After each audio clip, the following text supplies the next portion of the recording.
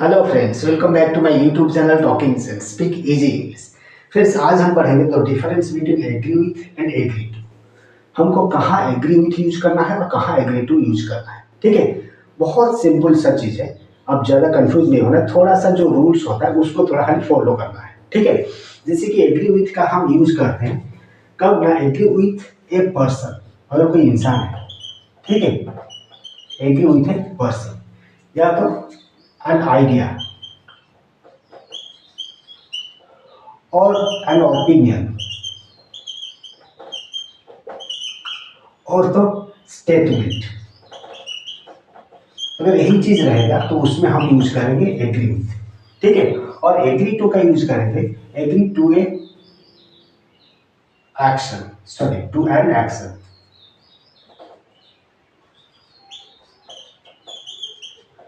और a proposal और ए plan. अगर ये सब चीज रहेगा तो वहां हम यूज करेंगे एग्री टू। ठीक है, तो ये जो वर्कशीट हम दिए हैं, यहाँ बनाए हैं, इस वर्कशीट को अगर कंप्लीट करेंगे ये और भी बेहतर से हम समझ पाएंगे, है ना। तो देखते हैं, स्टार्ट करते हैं वर्कशीट।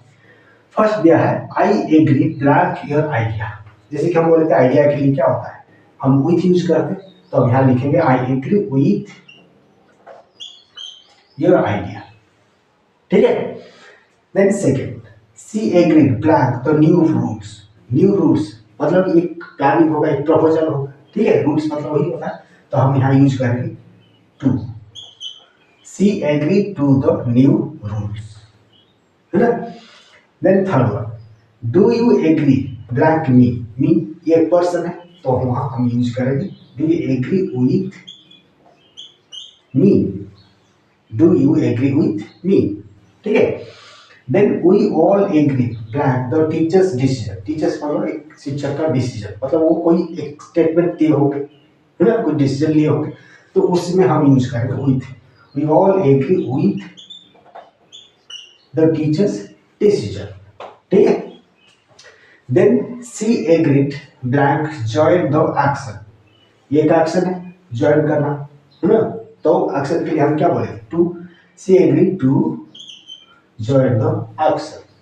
ठीक है, then I don't agree blank what he said with what he said। मतलब what he said मतलब वो जो कुछ कहा, मतलब वो एक स्टेटमेंट है। स्टेटमेंट के लिए हम बोले थे क्या, with यूज करेंगे, तो I don't agree with what he said। ठीक है, then they agreed blank the new policy। ये भी न्यू पॉलिसी, प्रपोजल, प्लान, ये की चीज होता है, तो हम यहाँ यूज करेंगे to. They agree to the new policy।